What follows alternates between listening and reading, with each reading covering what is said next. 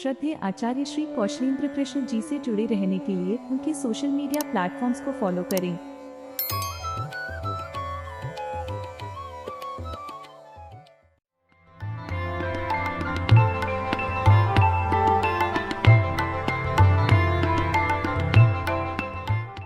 पूरी श्रृंखला केवल उन हेतु है जो मनुस्मृति को निष्पक्ष एवं खुले दिमाग से जानना चाहते हैं। जो पूर्व से ही मनुस्मृति एवं ब्राह्मणों के कट्टर विरोधी हों, उन्हें इस वीडियो से कोई लाभ नहीं है। ऐसों को तो इस श्रृंखला के नाम से ही पीड़ा हो जाती है। फिर कई सज्जन आकर कमेंट बॉक्स में अपशब्द लिखकर अपने माता पिता के दूषित संस्कारों का भी परिचय देते हैं। ऐसे सारे महापुरुष कृपया इस वीडियो से दूर रहें। आज के वीडियो में चर्चा होगी अतिथि के सत्कार की। क्या हो यदि ब्राह्मण के घर में शूद्र अतिथि आ जाए, क्या ब्राह्मण उसका अतिथि के समान सम्मान करेगा कि नहीं करेगा? तो नई नई बातें सीखने का मौका है। बड़े ही दुर्लभ विषयों पर चर्चा होगी आज भी। बड़ा ही रोचक वीडियो है, पूरे ध्यान से आज की वीडियो को देखिएगा। वीडियो में मनुस्मृति के मत का ही वर्णन है। हम अपने मत का कुछ भी वर्णन नहीं कर रहे हैं, अर्थात हमारा मत क्या है। वस्तुतः हमारा मत भी मनुस्मृति से भिन्न नहीं है, किंतु हम अपने मन से ही कुछ नहीं कह रहे। जो मनुस्मृति में लिखा है वही आप लोगों के सम्मुख प्रस्तुत कर रहे हैं। इस वीडियो में मनुस्मृति के अंतर्गत कहां से कहां तक चर्चा की गई है, इसका विवरण आपको वीडियो के डिस्क्रिप्शन में प्राप्त हो जाएगा। वहां पर श्लोक संख्या के माध्यम से उसका संकेत किया हुआ है, तो आप वीडियो डिस्क्रिप्शन को चेक कर सकते हैं। श्रीमन नारायण विजयते। हमारे जितने भी ज्येष्ठ जन हैं, श्रेष्ठ जन हैं, अग्रज हैं, गुरुजन हैं, सबके चरणों में कोटि कोटि वंदन समर्पित करते हुए हम आज के इस वीडियो को प्रारंभ करेंगे। और आप देख रहे हैं शास्त्र श्रुत श्रृंखला के अंतर्गत मनुस्मृति का अध्ययन। इस वीडियो को पूर्णतया समझने के लिए आवश्यक है कि आप इस श्रृंखला के पिछले वीडियोस को क्रमवार तरीके से देखें, जिसकी प्लेलिस्ट भी इसी वीडियो के डिस्क्रिप्शन में आपको प्राप्त हो जाएगी। और पिछले भाग में जो प्रश्न पूछा गया था, उनका जिन्होंने समुचित उत्तर प्रदान किया, सही उत्तर प्रदान किया, उनका नाम आपके स्क्रीन के ऊपर आ रहा होगा। आप कमेंट्स के माध्यम से इनको ढेर सारी बधाइयाँ दें। हमारी ओर से भी इनको खूब सारी बधाइयाँ, और आशा है कि इस भाग में जो प्रश्न पूछा जाएगा उसका भी वे सही उत्तर देने वाले हैं। और आप सबके प्रति भी हमारी यही आशा है, क्योंकि ये जो वीडियोज़ हैं ये मनोरंजन के लिए नहीं अपितु अध्ययन के लिए हैं।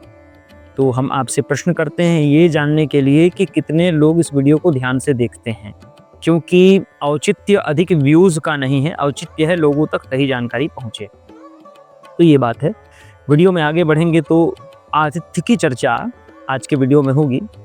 और हमारे शास्त्रों में ना वास्तव में आतिथ्य का बड़ा महत्व है, अर्थात अतिथि के सत्कार का बड़ा महत्व है। इसी को नृयज्ञ कहा जाता है। इसके विषय में पहले पंच महायज्ञों के रूप में जब हमने चर्चा की थी पंच महायज्ञों की इसी श्रृंखला में, तो इसकी भी चर्चा हुई थी कि एक इसमें से यज्ञ है नृयज्ञ या नर यज्ञ कहें उसको, मनुष्य यज्ञ कहें। तो ये जो है आतिथ्य सत्कार है। मनुस्मृति में इसका बड़ा ही महत्व बताया गया है। और इसमें कहा गया है कि जो खेतों से बीन करके अन्न खाने वाला व्यक्ति है, इतना धर्मात्मा है। नित्य ही पंचाग्नि में होम करने वाला व्यक्ति है, खूब धर्मात्मा है, पूरा जीवन ही उसका धर्म को समर्पित है।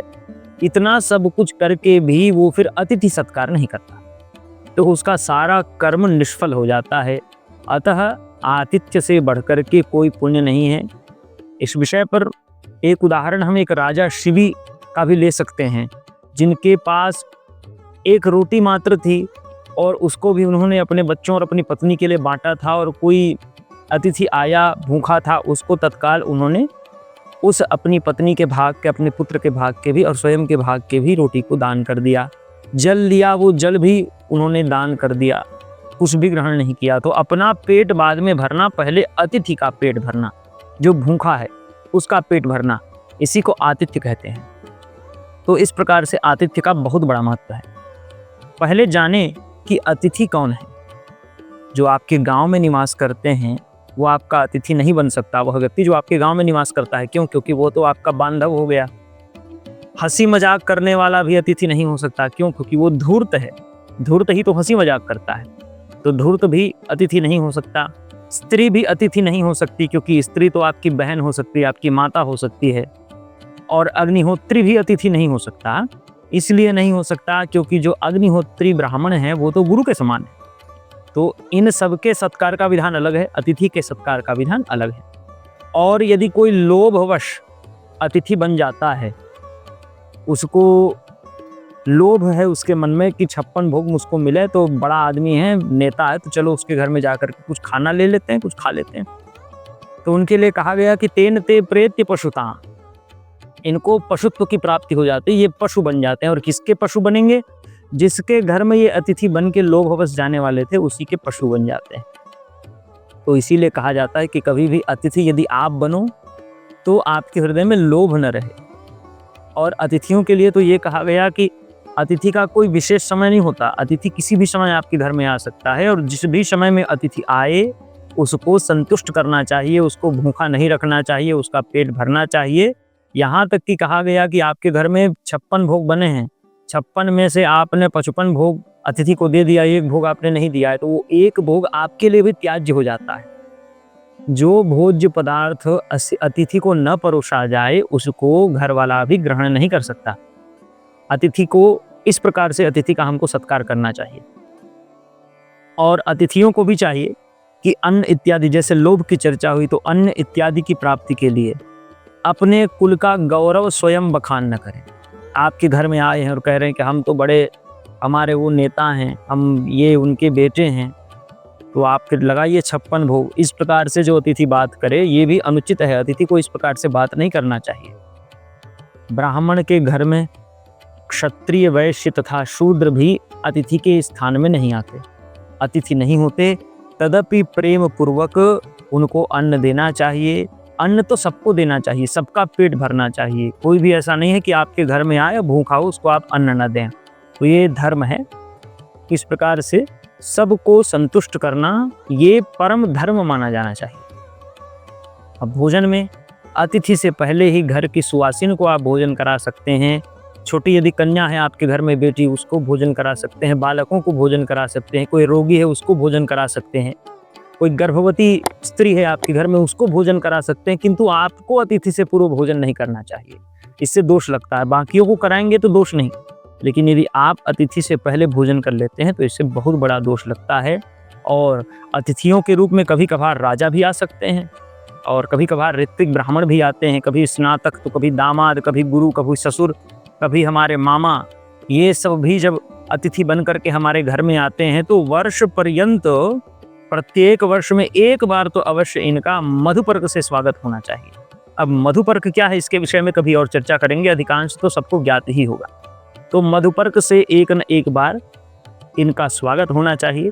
और यदि यज्ञ का आयोजन आप कर रहे हैं, श्रीमद् भागवत इत्यादि की कथा का आयोजन कर रहे हैं, यह भी यज्ञ है, ज्ञान यज्ञ है, तो इसके आयोजन में यदि कोई ब्राह्मण विद्वान आ जाए या कोई राजा आ जाए और देवताओं को भी जब हम आवाहित करते हैं तो इन सबका मधुपर्क से स्वागत हमको करना ही चाहिए। ये बात है। यज्ञादि के लिए तो ये भी वर्णन आता है कि यज्ञ में यदि आपका शत्रु भी आ जाए आपके घर में तो उसको भी आप लताड़ करके भगवाइए मत, बाहर का रास्ता मत दिखाइए, उसको भी सत्कार पूर्वक बिठाइए, आसन दीजिए, उसको भी तृप्त करिए। बलि महाराज भगवान विष्णु को अपना शत्रु मानते थे, किंतु भगवान विष्णु वामन के रूप में उनके द्वार में आ गए और गुरु के माध्यम से जब पता भी चल गया कि ये कोई साधारण ब्राह्मण नहीं अपितु विष्णु हैं, तदपि उन्होंने सत्कार किया कि नहीं। तो जब राक्षस राज बलि इन्होंने सत्कार किया है तो फिर हम और आप तो मनुष्य हैं, हमको तो समझना ही चाहिए। तो इस प्रकार से अतिथि का सत्कार परम धर्म होता है। हम सभी को अतिथि का सत्कार करना चाहिए, चाहे कोई भी हमारे घर में आए। इन नियमों का ध्यान रखते हुए हम उनका सत्कार अवश्य करें। इसी से अन्य जितने भी हमारे जीवन में धार्मिक कृत्य हैं, धार्मिक कार्य हैं, उन सबकी संपूर्ति होती है। अन्यथा हम कितनों बड़े धर्मात्मा हो, अपना सारा जीवन, अपना एक एक क्षण हमने धर्म में लगाया, लेकिन हमने आतिथ्य नहीं किया, हमको लोगों से बोलना नहीं आता, हम लोगों से अभद्र व्यवहार करते हैं, अनुचित व्यवहार करते हैं, इसमें वो सब समाप्त हो गया। इससे हमको बचना चाहिए। आज का प्रश्न आप लोगों के सम्मुख प्रस्तुत कर देते हैं। यज्ञ में आए विद्वान ब्राह्मण का सत्कार किससे करना चाहिए? एक बार पुनः दोहराते हैं। आज का प्रश्न है, यज्ञ में आए ब्राह्मण का सत्कार हमको किससे करना चाहिए? सर्वप्रथम इसका उत्तर आप कमेंट अवश्य करें। यदि उत्तर स्मरण नहीं आ रहा है, इसकी चर्चा वीडियो में हुई है, यदि स्मरण नहीं आ रहा है तो वीडियो को एक बार और देखिएगा, इससे लाभ ही है, हानि नहीं है। और इसी के साथ इस वीडियो को लाइक करें, वीडियो को शेयर करें ताकि यह जानकारी अधिक से अधिक लोगों तक पहुंचे। चैनल को सब्सक्राइब करें ताकि ऐसे ही वीडियोस भविष्य में भी आपको प्राप्त होते रहें अनुसूचनाओं के माध्यम से। और इस भाग से संबद्ध यदि कोई भी प्रश्न आपके मन में हो तो आप उसको भी कमेंट कर सकते हैं। और यदि आपके मन में हमारे चैनल के लिए कोई भी सलाह, हमारी टीम के लिए कोई भी सलाह है, ऐसी स्थिति में आप हमारे लिए अतिथि महत्वपूर्ण हो जाते हैं, तो हमारे चैनल में सलाहकार का विशेषाधिकार प्राप्त करने हेतु नीचे सब्सक्राइब बटन के बगल में दिए गए ज्वाइन बटन को क्लिक करिएगा। वहाँ पर उसका सारा ब्यौरा आपके सम्मुख प्रस्तुत हो जाएगा। फिर जैसी आपकी इच्छा होगी वैसे आप कदम बढ़ाइएगा। आगे हमारा फेसबुक का पेज है, व्हाट्सएप का चैनल है, टेलीग्राम का चैनल है, इंस्टाग्राम है, हमारी वेबसाइट है। इन सब से आप जुड़ सकते हैं और इन सब के लिंक्स भी आपको वीडियो के डिस्क्रिप्शन में ही प्राप्त होंगे। और हमारी भागवत कथा इत्यादि के आयोजन से संबंधित यदि कोई प्रश्न आपके मन में है तो हमारा व्हाट्सएप नंबर भी आपको वीडियो के डिस्क्रिप्शन में प्राप्त हो जाएगा। वहाँ से आप संपर्क कर सकते हैं। और हमारी जो टीम है, कौशलोदय टीम, जो इतनी मेहनत करके आप लोगों तक इन वीडियोस को निरंतर पहुंचाती रहती है, उनको हम कोटि कोटि धन्यवाद कहेंगे सभी लोगों को। यदि उनका आप आर्थिक सहयोग करना चाहते हैं, क्योंकि इस प्रकार से कार्य करने के लिए आर्थिक रूप से सुदृढ़ता अत्यंत आवश्यक है, तो यदि आप उनका आर्थिक सहयोग करना चाहते हैं तो उसका विधान आपको वीडियो के कमेंट बॉक्स में पिंड कमेंट के रूप में प्राप्त होगा। तो आप जा करके उसका भी निरीक्षण कर सकते हैं। इसी के साथ इस वीडियो को हम यहीं पर संपन्न करेंगे। आशा है यह वीडियो आपको पसंद आया होगा। जय श्रीमन नारायण।